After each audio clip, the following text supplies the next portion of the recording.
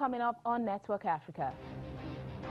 The police in South Africa arrest 600 foreign nationals in what it calls a cleanup operation.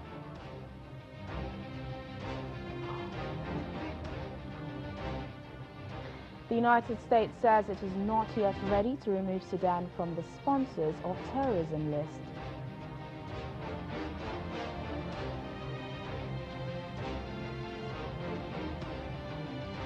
Plus, 3 doctors arrested in the Democratic Republic of Congo over the killing of a World Health Organization doctor.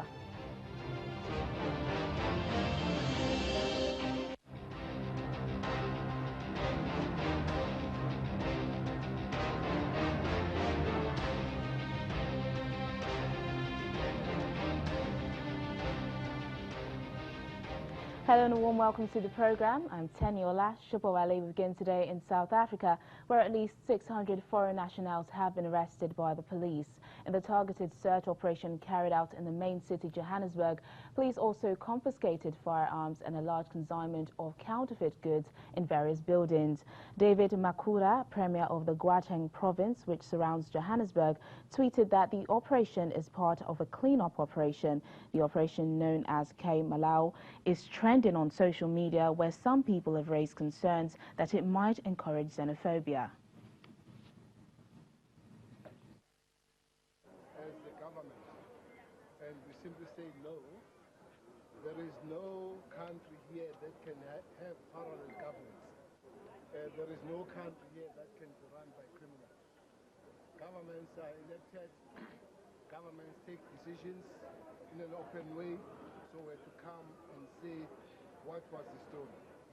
Maybe going back, taking one step back in the last week, because this question keeps coming back. I want to praise the police for the way they acted last week.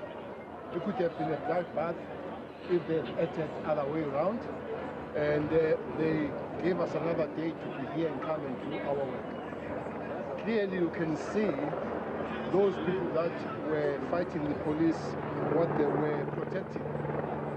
They were protecting the lot of crime that is going on here. Meanwhile, South African President Cyril Ramaphosa has won a court case against the anti-corruption watchdog after a judge said that he acted reasonably in not immediately disciplining Public Enterprises Minister Pravin Gordhan over a decision regarding the retirement of a tax official. Ramaphosa secured an interdict from the court, meaning he does not have to implement disciplinary action against Gordhan, while the minister appeals against the finding by Public Protector Busisiwe Makwibane. Let's get more on events happening in South Africa from our South Africa Bureau Chief, Betty Dibia. Thank you for joining us on the program. Thank you. So how are South Africans reacting to the interdict granted President Cyril Ramaphosa by the court?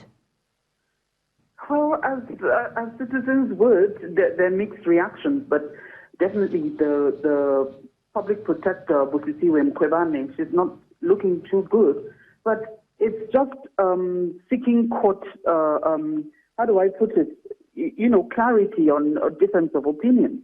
And the court granted the president, because what had happened was that the president he filed an application, an urgent application to interdict the Public Protector's recommended remedial action in that report related to the Public Enterprises Minister, Pravin Gordhan, over the former Deputy SARS Commissioner, Evan Pili.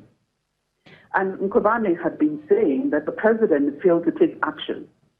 But the president said, look, this has been taken for review by the person who you have indicted, and I need to wait before taking action for the outcome of that. So at the end of the day, the court ruled that, he had acted right, and that and granted him, the stay that he requested from the court. And that's where we are. But the public, this like how many cases now that she's lost, but yeah. She's not looking too good. Yeah, like you said, this kind of follows a list of controversies that are following the public prosecutor. Does this order lend credence to allegations that she's biased or corrupt now? I wouldn't say that regarding this particular case. Remember, as I explained, what the president had sought, it had nothing to do with her integrity, but, well, I don't know, but it had everything to do with the process. I need to wait before I take, because her remedial actions, the prescribed actions, are supposed to be binding, but whoever is indicted has a right to take it on review if you don't agree with the outcome. And this has been done, but she insisted that the president, that being taken on a review didn't stop the president from taking action that she had prescribed. And the president didn't agree with that. So the court just cleared that and granted a court order for the public protector as well as the ESF, which joins the public protector in the case. All right, Betty, let's talk about the cleanup operation in Johannesburg now. What motivated the raids? Well, you know, Johannesburg is the commercial capital of the country. So you have this market in the central business district where lots of branded goods or supposedly branded goods are being sold. So the official line is that the real owners of these brands have had issues and that they've been losing millions, if not billions of rands to counterfeit products bearing their name at much less than the price that they would sell. Real high top-notch brands. So the official line is that these raids were in response to the complaints by the brand owners that they're losing money to all these counterfeiters. Of course, it got wild last week. I think it was on Thursday. When people started stoning the police when they went on the raid, I heard someone saying, look, we've been paying to be here and they extort money from us. But it was really wild, and luckily the police didn't fire at anyone. That's the only good side. So now the police, of course, you had the nationalist sentiments, like how will we allow people from elsewhere? No one knows who actually did the stone throwing or the attack against they attacked the police, who actually did that. But the assumption is that they're all foreigners, which some people dispute. So that didn't allow the raid to really happen. But this week, the police minister and the Premier of Gauteng, David Makura, they prepared properly and they continued the raid. So out there in the open, the raid went on yesterday, and we understand that the raid may continue. So that, and a lot of goods were confiscated. We're talking about millions, if not billions of rands of goods. There have been some side stories coming up that some of these policemen, some have been arrested for reselling or trying to resell some of these goods. These are some of the side stories coming up. We also understand that there are fears that this exercise might encourage xenophobia, as it seems to be mainly targeting foreigners. What are the authorities saying about this? The accusation is that the authorities are being xenophobic because along with this raid, you have the officials of the Department of Home Affairs who have arrested no less than, that's the official figure, over 500 people, asking them to show documents that they're here legally. We don't know what's going to happen if people can prove that they're here legally. But a lot of people have been arrested during this phase of the raid. We hope it won't escalate into other things. But right now, places are calm. But there in the CBD, a lot of people didn't open. Many, according to the police, may have been tipped off by people within the police. But we hope it won't escalate into something else. But it's centered around the central business district in Johannesburg. All right, then, Betty, thank you for bringing us up to speed on the situation. Moving on now, the United States says it still needs to resolve long-standing issues with Sudan before it can consider removing it from its list of state sponsors of terrorism.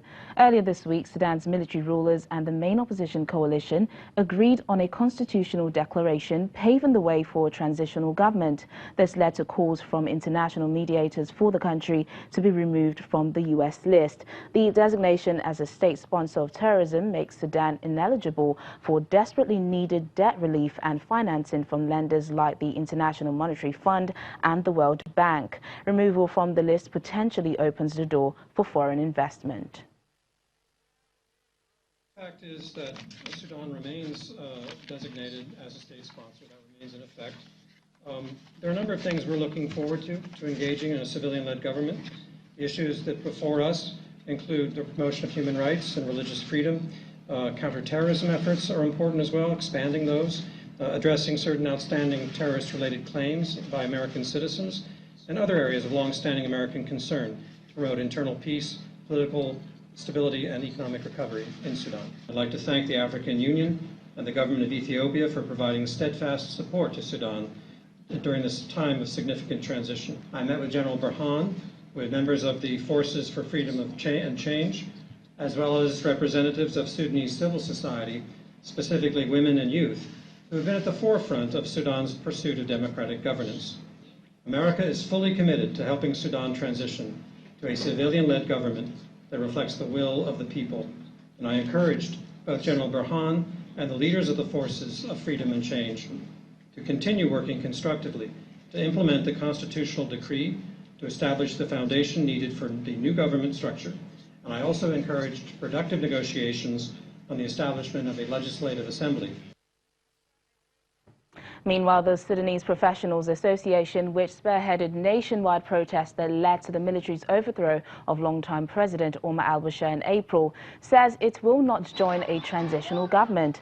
Over the weekend, the ruling military council and main opposition coalition signed a declaration to pave the way for a governing body of 6 civilians and 5 generals to oversee a 3-year transition period in Sudan. But the SPA, which is a member of the coalition, says it will be part of the transitional parliament as an independent oversight authority. A final power-sharing deal is to be signed on August 17th, with the transition period to start the next day. Away from Sudan, 3 doctors have been arrested in the Democratic Republic of Congo over the killing of a World Health Organization doctor. Cameroonian doctor Richard Muzoko was shot dead in an attack in April at a hospital in the eastern city of Butembo, an Ebola epicenter. A military prosecutor, Lieutenant Colonel John Baptiste Kumbo, says the 3 will be prosecuted for terrorism and criminal conspiracy. He says militiamen involved in attacking treatment centers, including Butembo Hospital, had under interrogation implicated 4 doctors in planning the raids. The 4th doctor is still at large. Meanwhile, most Rwandans are not being allowed to cross to Goma in the Democratic Republic of Congo over fears of spreading Ebola. This is despite the 2 countries' health ministers agreeing on Tuesday that economic activities should not be hindered by cases of the disease in Goma, a city of about 2 million people and a regional commercial hub. On the Rwandan side of the border, only Rwandans with official work IDs are allowed through, which is affecting many of the small-scale traders. Congolese citizens are not being prevented from crossing into Rwanda. Now, the government of Zimbabwe and aid operations have launched a revised humanitarian response plan to help 3.7 million people through the end of next April in Zimbabwe. They are seeking the sum of $331 million following a warning from the United Nations that Zimbabwe is facing many humanitarian challenges stemming from climate change and economic shocks. The UN also says food insecurity has worsened following the droughts of 2018 and 2019 and continuing macroeconomic challenges. Humanitarian colleagues and the government of Zimbabwe and aid organizations today launched a revised humanitarian response plan seeking $331 million to help 3.7 million people through the end of next April in Zimbabwe. The country is facing many humanitarian challenges stemming from climate change and economic shocks.